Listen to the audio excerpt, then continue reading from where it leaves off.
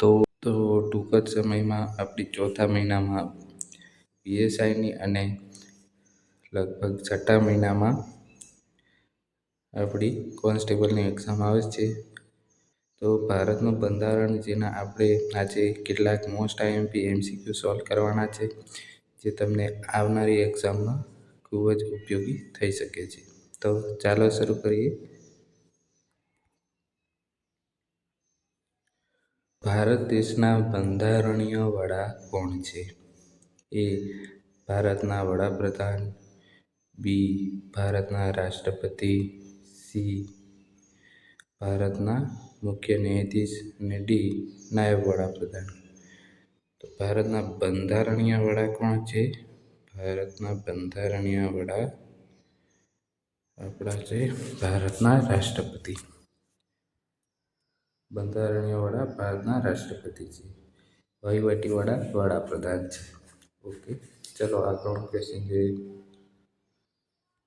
રાજ્યપાલને તેમની નિમણૂકના શપથ કોના દ્વારા લેવડાવવામાં આવે છે? એ. રાષ્ટ્રપતિ. બી. મુખ્ય ન્યાયાધીશ રાજ્યની વડી અદાલતના.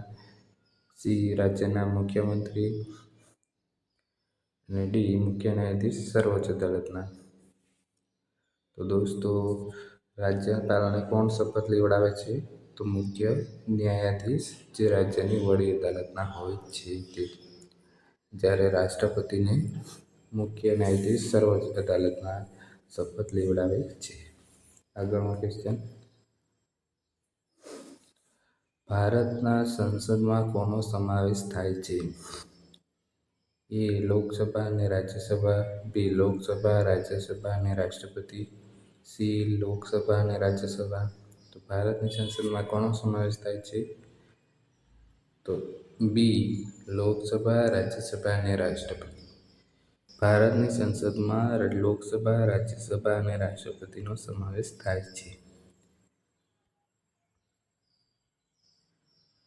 રાષ્ટ્રપતિ નીચેનામાંથી કોની નિમણૂક કરતા નથી? એ. ભારતના એટર્ની જનરલ.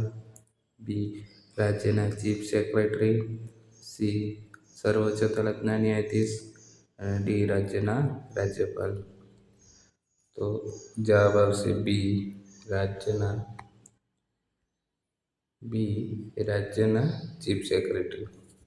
ભારતના રાષ્ટ્રપતિ એટર્ની જનરલ, સર્વોચ્ચ અદાલતના ન્યાયાધીશો અને રાજ્યના રાજ્યપાલની નિમણૂક કરે છે, જ્યારે રાજ્યના ચીફ સેક્રેટરીની નિમણૂક કરતા નથી.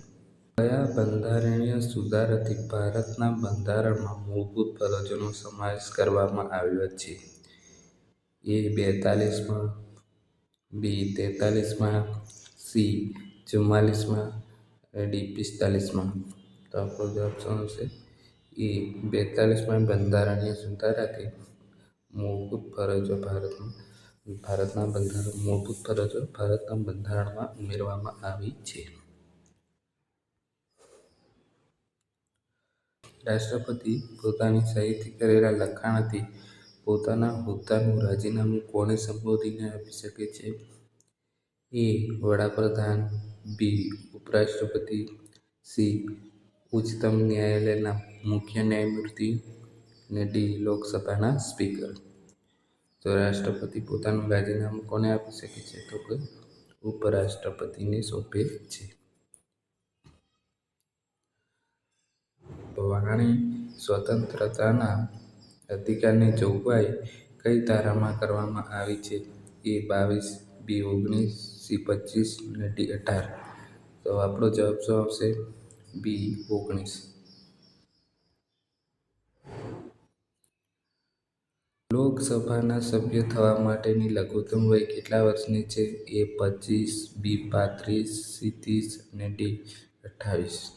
તો લોકસભાના સભ્ય થવા માટે કેટલી ઉંમર જોઈએ છે? 25 વર્ષ.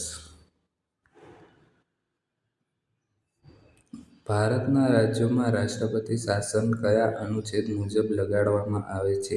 એ. 352. બી. 360. સી. 356 અને ડી. 358. તો આપણો જવાબ શું આવશે? સી. 356. 3 યાદીઓ રાજ્ય યાદી, સંઘ યાદી અને સંયુક્ત યાદીની વિગતો બંધારણની કઈ સૂચિમાં છે? એ ચોથી, બી 5મી, સી 7મી અને ડી 9મી. તો જવાબ શું આવશે? સી 7મી. 7મી અનુસૂચિમાં યાદીઓનો સમાવેશ થાય છે. ભારતના બંધારણમાં મૂળભૂત અધિકારોનું તત્વ કયા અન્ય દેશના બંધારણને ધ્યાનમાં લઈને સામેલ કરેલું છે? A England, B America, C Germany અને ડી ઓસ્ટ્રેલિયા.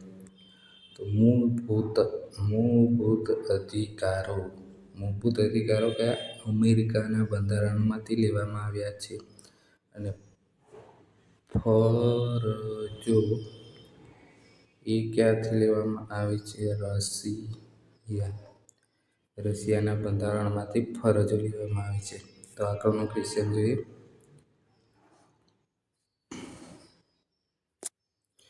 42મા બંધારણીય સુધારાને કારણે શામાં ફેરફાર કરવામાં આવેલ હતો? એ મૂળભૂત હક્કો, બી ચૂંટણી અંગેના સુધારાઓ, સી આમુખ અને ડી મિલકત. તો આપણો જવાબ શું આવશે? એ મૂળભૂત હક્કો. સંવિધાનના આર્ટિકલ 40માં કઈ બાબત અંગે જોગવાઈ કરવામાં આવેલ છે? એ કામદારો માટે નિર્વાહ વેતન, બી ગ્રામ પંચાયતની રચના, સી ઉદ્યોગોના વહીવટમાં કામદારોની ભાગીદારી અને ડી ખેતી અને પશુપાલનની વ્યવસ્થા. તો આપણો જવાબ શું આવશે? ગ્રામ પંચાયતની રચના. 40 નંબરના આર્ટિકલમાં શું આવશે? ગ્રામ પંચાયતની રચના.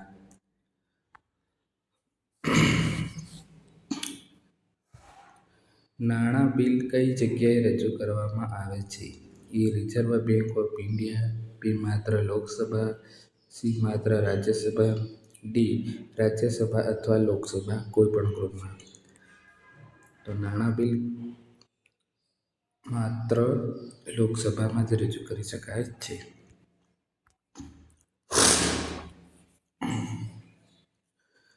રાજ્યસભાના સભ્યની મુદત કેટલી હોય છે? એ 4 વર્ષ, બી 5 વર્ષ, સી 6 વર્ષ અને ડી 3 વર્ષ. તો શું જવાબ આવશે? સી 6 વર્ષ. કોઈ પણ ખરડો ક્યારે અધિનિયમ બને છે?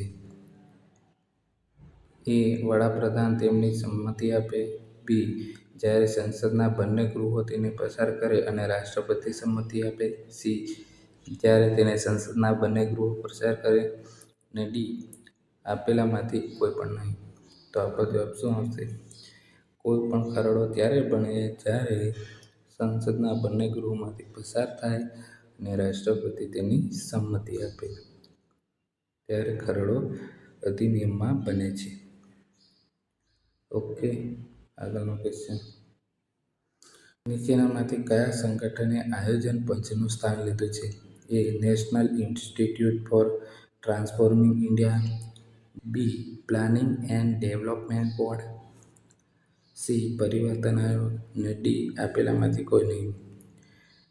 તો આયોજન પંચનું સ્થાન કોને લીધું છે? National institute for transforming India. નીતિ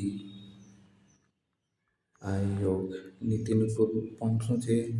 N for national, I for institute, T for transforming અને આઈ ફોર ઇન્ડિયા. નીતિ આયોગ. આયોજન પંચનું સ્થાન કોને લીધું છે? નીતિ આયોગે. ચૂંટણી પંચના અધ્યક્ષની નિમણૂક કોણ કરે છે? એ રાષ્ટ્રપતિ, બી કેબિનેટ, સી વડાપ્રધાન, ડી ઉપરાષ્ટ્રપતિ. ચૂંટણી પંચના અધ્યક્ષની નિમણૂક કોણ કરે છે? રાષ્ટ્રપતિ. સંસદ સભ્ય બનવા માટે ઓછામાં ઓછી કેટલી ઉંમર જરૂરી હોય છે? એ 30, બી 25, સી 21 અને ડી 35. તો સંસદ સભ્ય બનવા માટે ઓછામાં ઓછી 25 વર્ષ ઉંમર જરૂરી હોય છે. ભારતીય બંધારણ ક્યારથી અમલમાં આવ્યું? એ 26 નવેમ્બર 1950, બી 15 ઓગસ્ટ 1947, સી 26 જાન્યુઆરી 1950 ડી 26 જાન્યુઆરી 1930. તો આપણો જવાબ શું આવશે? સી 26 જાન્યુઆરી 1950. ભારતમાં સૌ પ્રથમવાર ભાષાના આધારે રચાયેલું પ્રથમ રાજ્ય કયું છે? એ ઓડિશા, બી તમિલનાડુ, સી ગુજરાત અને ડી આંધ્રપ્રદેશ. તો ભાષાના આધારે પ્રથમ રાજ્યની રચના આંધ્રપ્રદેશની થઈ હતી. જવાબ શું આવશે? ડી આંધ્રપ્રદેશ. આટલા અમુક જે MCQ હતા જે આવનારી પરીક્ષામાં ઉપયોગી થઈ શકે છે. અને બંધારણના હજુ બી MCQ આગળ આપણે નેક્સ્ટ ટાઈમ બનાવીશું. આજે આટલા MCQ રાખીએ છીએ જે તમને આવનારી પરીક્ષામાં ખૂબ ઉપયોગી થઈ શકે છે. તો મળીએ છીએ નવા વિડીયોમાં.